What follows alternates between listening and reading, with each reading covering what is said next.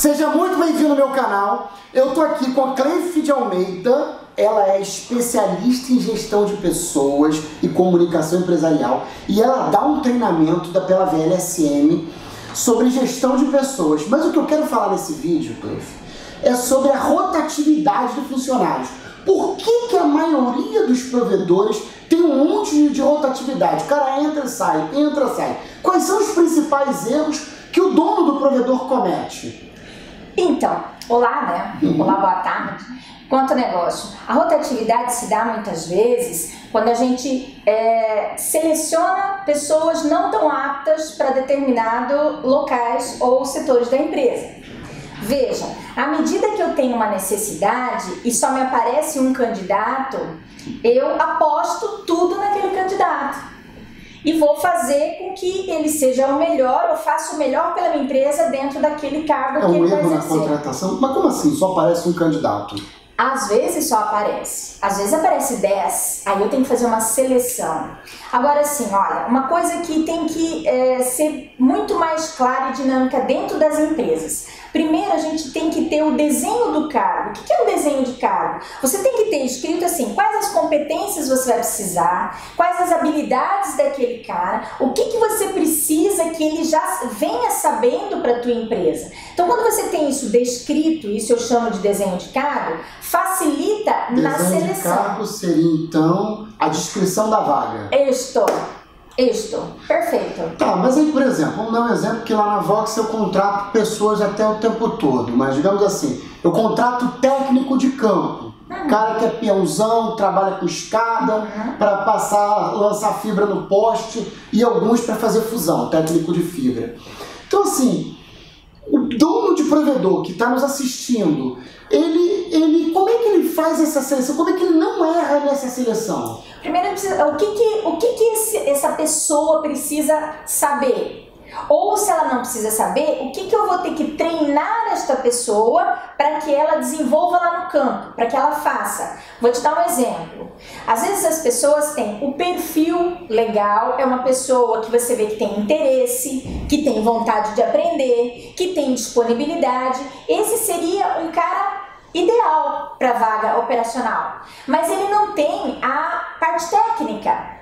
Poxa, então a empresa tem que investir nessa parte técnica dele mas aí é um e levar para cá. Mas aí é um problema do provedor, porque acontece? Geralmente a parte técnica o provedor consegue treinar. Sim. O problema é que a gente não consegue na entrevista, na seleção, saber aquele cara que é preguiçoso, aquele cara que não é. Pois é. Como é que a gente consegue fazer essa avaliação na entrevista?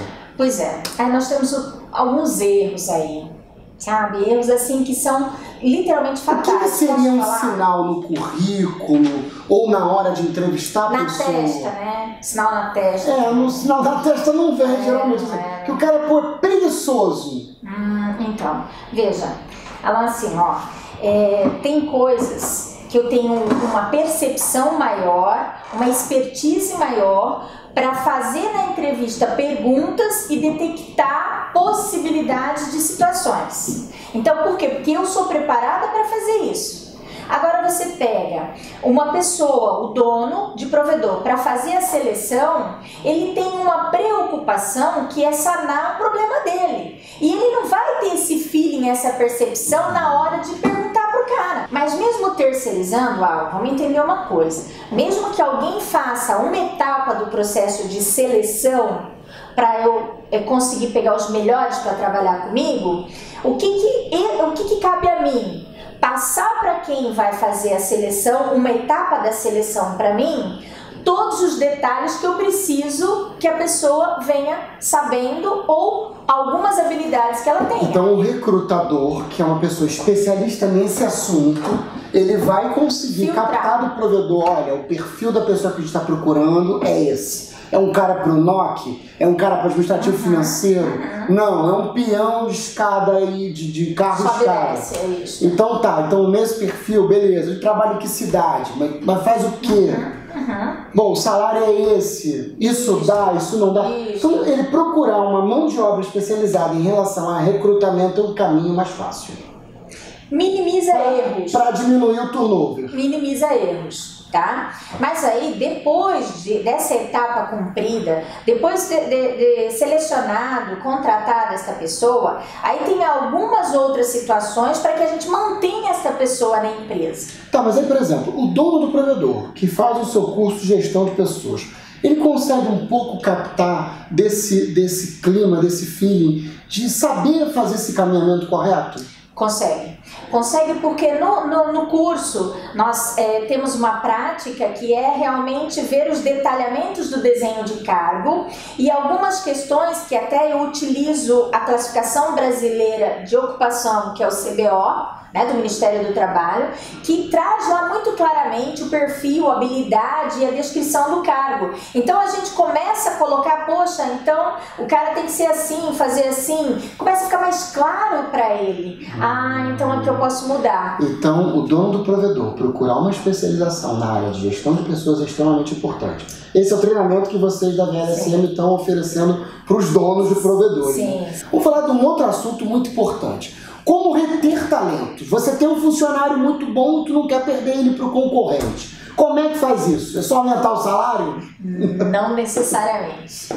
Aumentar salário não resolve. Não resolve e também não justifica ele ficar na sua empresa, né? O que ajuda? Ajuda. Porque veja bem, lidar com pessoas, nós estamos falando de comportamentos, de atitude, de emocional, de equilíbrio emocional, de várias situações que agregam o ser humano. Então não posso dizer para você que ele vai ficar, mas o que eu tenho que cuidar em termos da organização, de clima organizacional para que esse colaborador fique, né? Então tem que construir um ambiente. Salário é um item importante, sim, mas tem a ver com a ocupação dele e o preço do mercado, mas também tem a ver com o clima da empresa, o clima do provedor. Exatamente. Por exemplo, será que ele tem todas as informações para desempenhar o seu melhor lá na ponta, para fazer o operacional de acordo com a qualidade? Qual é a qualidade da empresa? Qual é o padrão da empresa? Né? Será que ele está ciente, consciente qual é o padrão da empresa? Ou melhor ainda, qual é o propósito, a missão dessa empresa? Esse operacional ele faz o quê, como e para quem? O que ele só entende, o operacional só entende que ele tecnicamente vai lá, liga os fios ou faz alguma coisa que é o operacional dele e vai embora. Ele não entende que aquilo tem uma continuidade, que aquilo tem uma importância e que aquilo vai fazer sentido para a organização como um todo, não é o fim. Mas agora, olha só, vamos para um modelo aqui prático. Vamos supor o seguinte, Diga. O cara entrou no provedor, ele era um garoto lá que fazia faculdade de redes, começou agora, estagiou no provedor, ficou 6 meses de estagiário. Tá. Garoto é muito bom, o que é bom de cara deslancha. Garoto é muito bom, não sei quem, 6 meses, o patrão foi lá e contratou ele. Aí ele era um estagiáriozinho de campo, virou técnico, de técnico ele foi pro NOC, que sob o ponto de vista do provedor é meio que esses setores que eles passam. Aí no NOC, o cara se desenvolveu, virou um fera em Cisco, fera em BGP, fez curso com Lacier Dias, fez curso com Pupim, o cara virou fera. Beleza. Mega Power. Mega Power. Aí ele ganha um salário bacana, ele ganha um salário razoável. Aí o patrão vê, pô, o cara agora tá fera, não preciso mais contratar aquele consultor externo, tudo ele faz, vamos dar um aumento pro cara. Aí o cara vai lá, pum, ganha um aumento, tá com um salário legal. Aí beleza, a empresa vai tocando, a empresa tem as suas dificuldades. O profissional, ele começa a querer ganhar um dinheirinho extra. Ele ganha um bom salário, aí vira um consultorzinho de um outro cliente, de um concorrente. Vira um outro consultorzinho ali e aqui. Daqui a pouco ele começa a perceber o seguinte... Que ele é tão bom fora quanto dentro. Isso. Mas assim, na minha visão o cara cresceu mais rápido do que a empresa pode suportar. Ok? Isso acontece? Acontece porque ele tem disponibilidade, interesse, vontade e ousadia.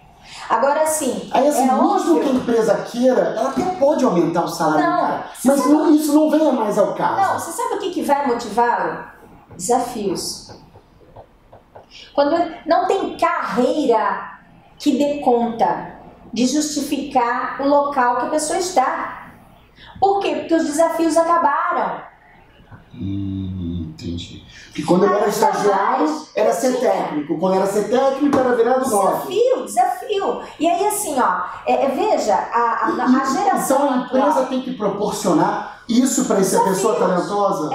Desafios. Se ele está dando consultoria, ele pode dar consultoria dentro da própria empresa em outro setor que esteja ligado a ele. Entendi.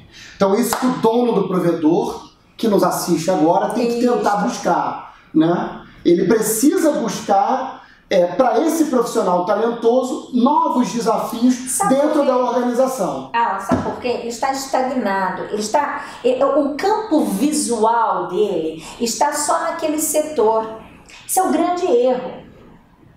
A empresa é um todo, ela holisticamente, ela é um todo, ela tem vários setores que todos precisam compreender.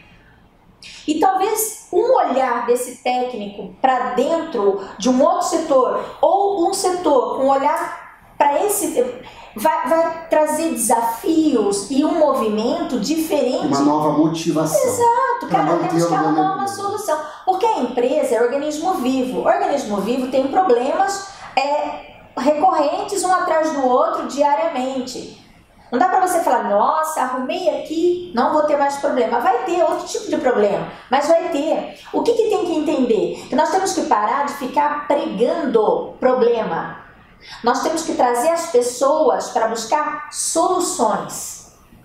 Pregar um ambiente de colaboração, soluções e resultados. Exato. Entendi. Bom, olha só, pessoal, espero que vocês tenham gostado do vídeo. Façam comentários sobre esse assunto. Um abraço. Até mais.